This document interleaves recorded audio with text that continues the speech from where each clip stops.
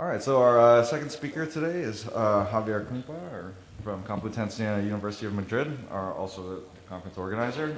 Specializes in metaphysics, philosophy of science, and philosophy of language. Is currently working on a manuscript entitled Naturalism and the Question of Ontology, and his talk today is titled The Neo-Sellarsian Approach to the Question of Ontology. Thank you very much. So, what I want to do today is to put forward what I think that is a new research program in methodology, that it's to revive Sellar's program. And let me to contrast this new program with the current competitive questions of ontology. So we have a lot of questions of ontology. So I will just mention 3 of them that I think that are compatible with my own view. We have questions of ontology like, is the question of ontology about categories? What are the categories of the world? We have questions like, what is existence? Is reality? Or also, we can deflationate this question in terms of Amy's view and say, these are existent questions and we can answer them easily. And also we have other questions of ontology like Sider's realism about the structure, in which structure is the question of ontology. So in the main, we have 3 main methodological approaches, which can be divided into 3. We have Neo-Aristotelian ones, like low and fine. New Carnapians, like Amy's view. And then New Quinian, Sider, approaches to the question of ontology. So I will develop an alternative approach that I call the Neo-Sellarsian approach, in which the question of ontology is not about categories, or it could be just, in a sense, it's not about existence, or it could be just in a sense, and it could not be about the structure, or just, again, in a sense. It could be about what is the relationship between the manifest and the scientific images of ordinary objects. So, what does it mean? So, let me give you a definition of the question of ontology in this Neo-Sellarsian approach. It could be, the question of ontology is about the reconciliation of the manifest and the scientific images of ordinary objects. So, the ontological question is now, what are we asking when we ask about this reconciliation?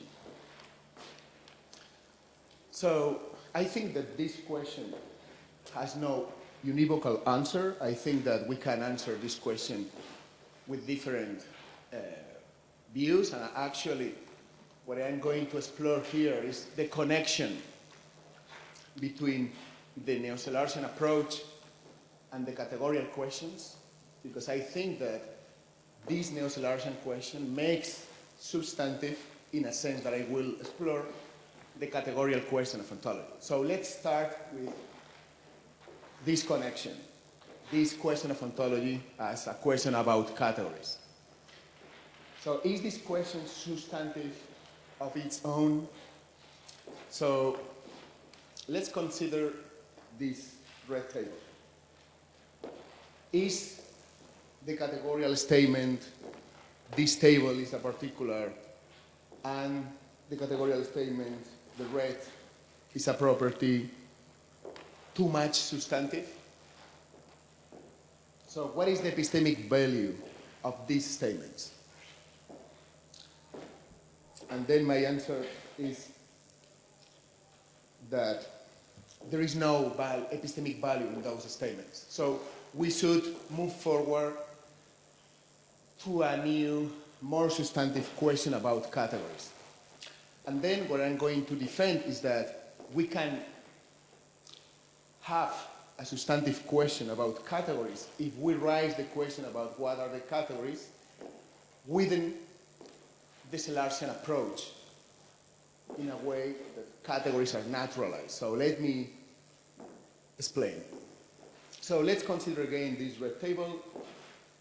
So my fundamental thought here is that the categorization of the table should not be a categorization of the red table in terms of categories, but rather in terms of images or frameworks, using Amy's words, in a way that we classify the red table as a whole with manifest and scientific parts, so to speak, in a loose way.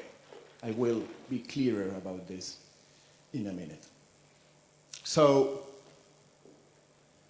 the epistemic value to say that the table belongs to the scientific image or to the manifest image, and the red belongs to one of those images, I think that is much more substantive than to say that the table is a particular and the red is a property. So what I am saying is that these kind of naturalizational categories have epistemic value for understanding the reconciliation in a way that I saw right now. So categories here could have the role of help us to understand the reconciliation. So we can say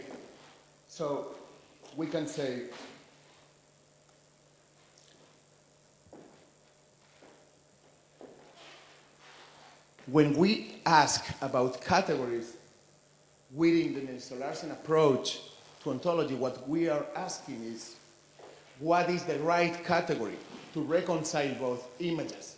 And then we have some responses like Hyle's response, Stephen Frank's response, or my own response.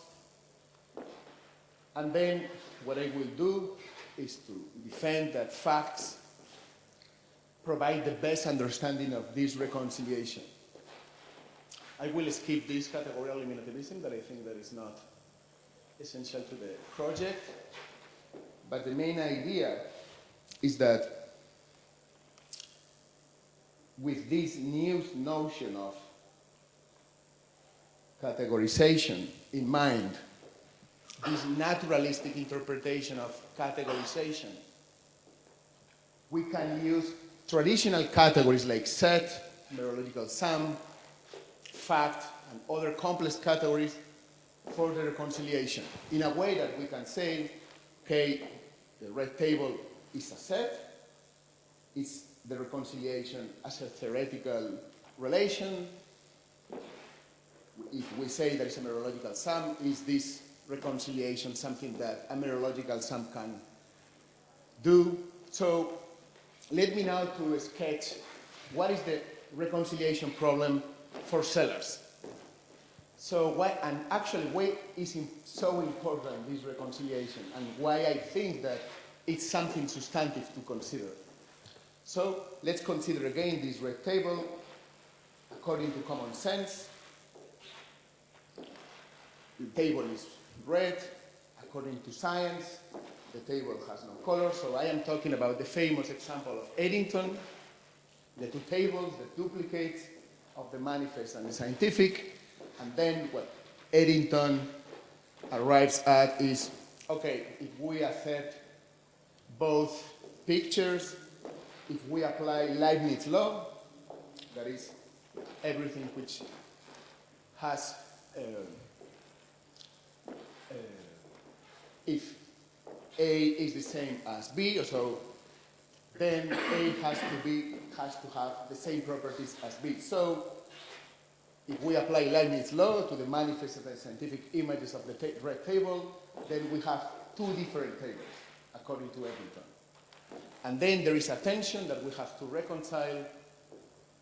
We have the manifest table, the scientific table, and then the question of ontology is to reconcile this tension by explaining how these two images of the table are related. So these are my claims.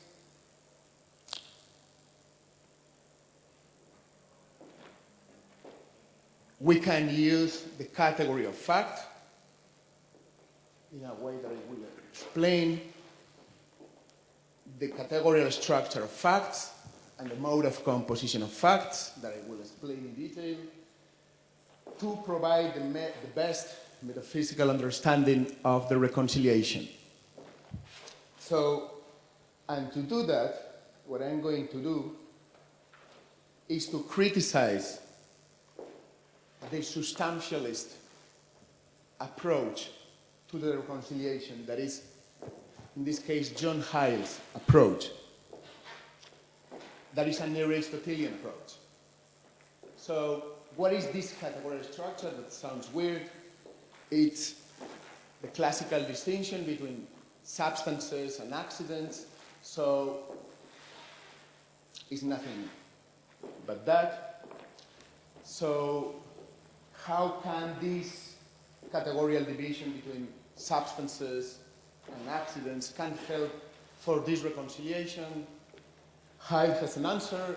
The answer is that just the categorical structures A is F just correspond to the elementary particles. So the categorical structure A is F.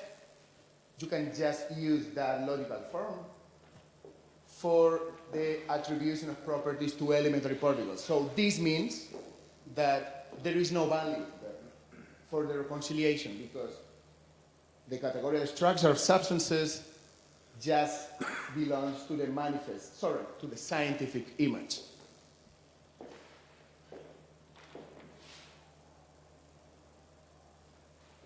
So the problem for someone like Hyle is that if you say that the logical form of substances, the categorical structure of substances, the distinction between substances and properties just belong to the scientific image, then you cannot use that to establish a relationship between the manifest and the scientific. So, and I think that the substantialists in the end should place one part of the categorical structure in the manifest image and the other part in the scientific image if this categorical structure is going to have any epistemic value. But Hyle doesn't.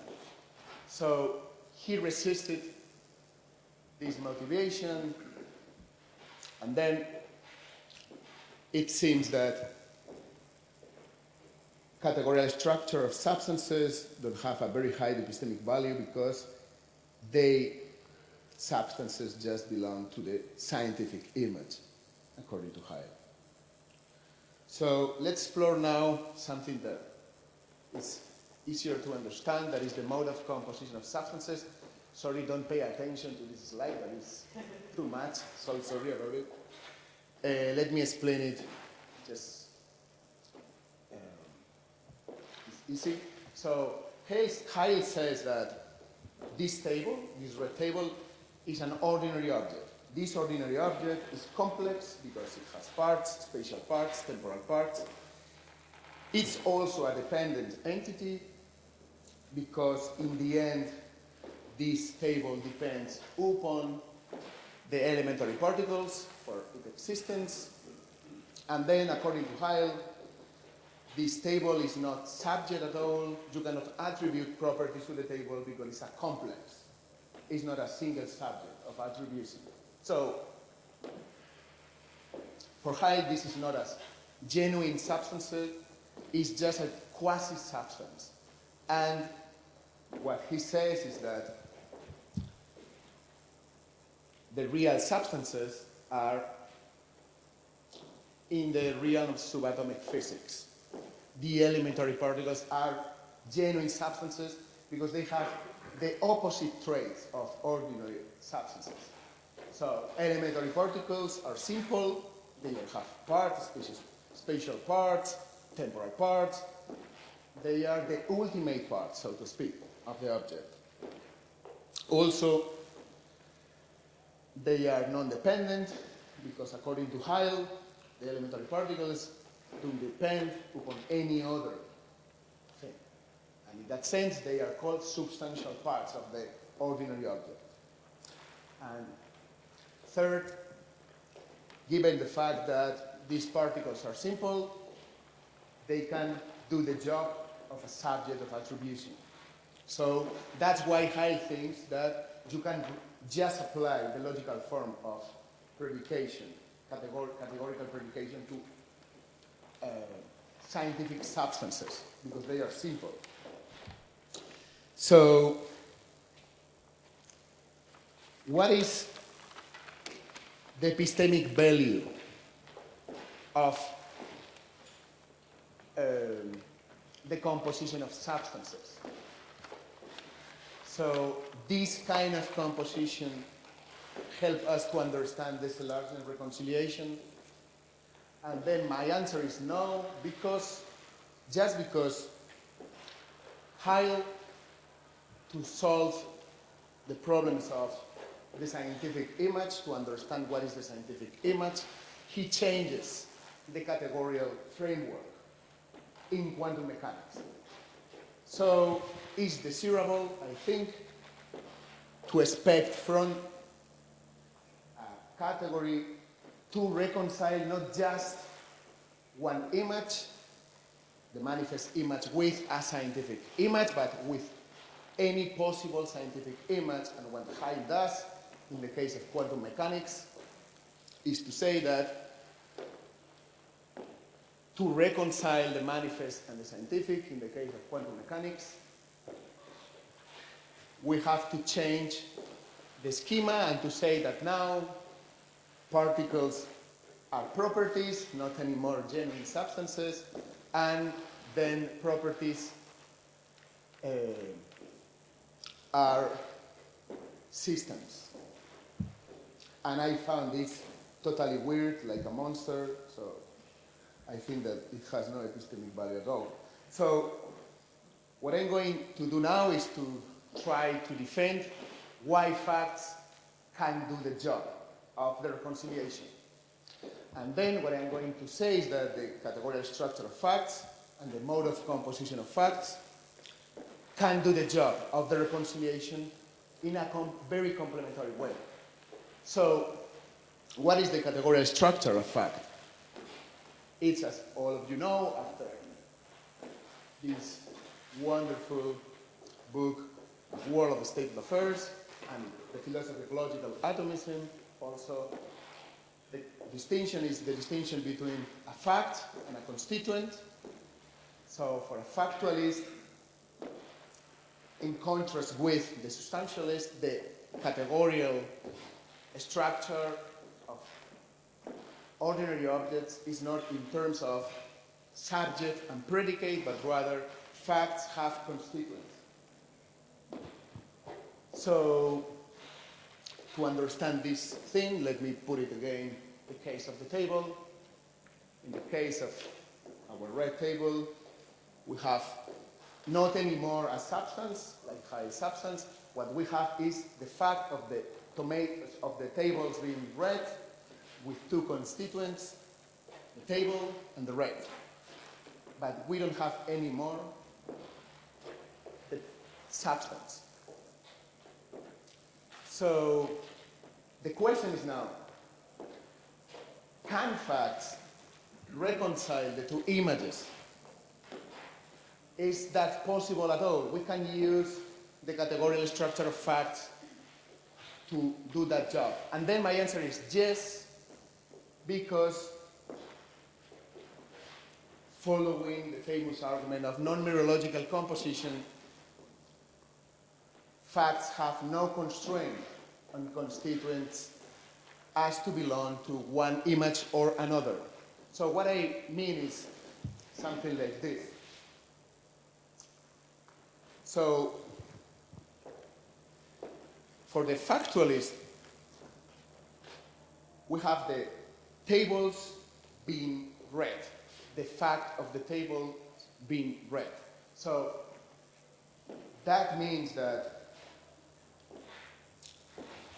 when we say that the red, if we ask if the red could be in the manifest image, we will have no trouble like Kyle, because in principle, for the factualist, the property of being red is not in the table, is in the fact of the tables being red. So the property of being red is not a part of the table, but of the fact of the tables being red, which allows for the table and for the property of being red to be in different levels. Just if the property of being red were a part of the table, they should be in the same level. And I think that that's what happens in the case of Hyde. Even if Hyde rejects this talk about mereology and parts, but he thinks that, as you may recall, he thinks that the categorical structure of substances just can belong to one level. And I think that is because he thinks that modes, properties, and particulars, the property depends in a way that they have to belong together in the same image. So for a factualist, this is not a problem at all. We can adopt this Platonistic view about facts where we have non-mereological composition. So the property of being red is in the manifest image. The property and the table is in the scientific image. And I think that the categorical structure of facts allow reconciliation in a way that the substantialists cannot. So what about the mode of composition of fact? That is different from the categorical structure of facts. The categorical structure of facts is the fact constituent division. The mode of composition is the composition in terms of how facts can be joined, related, with conjunctions, with other logical operators that you want. So how can the mode of composition of facts help us for this reconciliation? And then my idea is that the factualist has the advantage that we are not committed to any scientific or metaphysical composition of ordinary objects. So the factualist is not going to say that the composition of the table is to be dictated by quantum mechanics, some interpretation of quantum mechanics. Not even we should think that the composition of the table is mereological or set-theoretical or whatever. For the factualist, this is an open question for science to decide. The factualist can do the job of the reconciliation because the factualist just connect information with no concern about what is part of what. So I think that we could do that in terms of composition because we can look at the scientific and metaphysical composition of the table being read. Consider the composition of the table being read not a matter of identity dependence like Heil, a matter of substances, but rather as a matter of explanatory reconstruction of a class of ordinary facts about the table and ordinary and scientific facts about the table, with no assumption about regarding the scientific or metaphysical composition of ordinary objects. The factualist is completely open, leaves completely open that question. So how this works, right?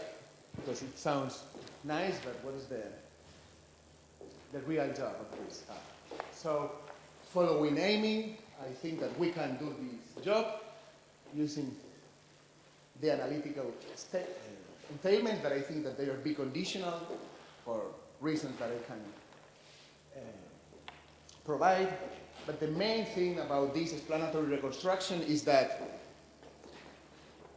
sometimes, for pragmatic purposes, we can want to understand why our table is red, and we can do that in terms of lawful connections between the manifest and the scientific, in a way that we establish lawful connections followed from general facts between facts of the manifest image and facts about the scientific image. And the main kind of entailments, or the most obvious kinds of entailments, are if and only if there is an arrangement of electrons behaving a certain way, then there is a table. And if and only if there is an arrangement of photons behaving a certain way, then there is a red color. So what I am saying here is that the ordinary fact that there is a tomato is reconstructed in terms of the scientific fact that there is an arrangement of electrons behaving a certain way, and the same holds for the color. So the question is, does this mode of composition of facts help for the reconciliation between the manifest and the scientific image? And then my answer is yes, because the factualist just appeals here to a reconstruction that is quite empirical, grounded in lawful connections, and with no assumption regarding the nature, the metaphysical nature of the object or the scientific nature of the object. This is something that anytime, all times, always, the metaphysician is going to get in trouble. So I have been short, so I think that it's something that I'm going to be thankful. So I have argued for three claims in terms of epistemic value.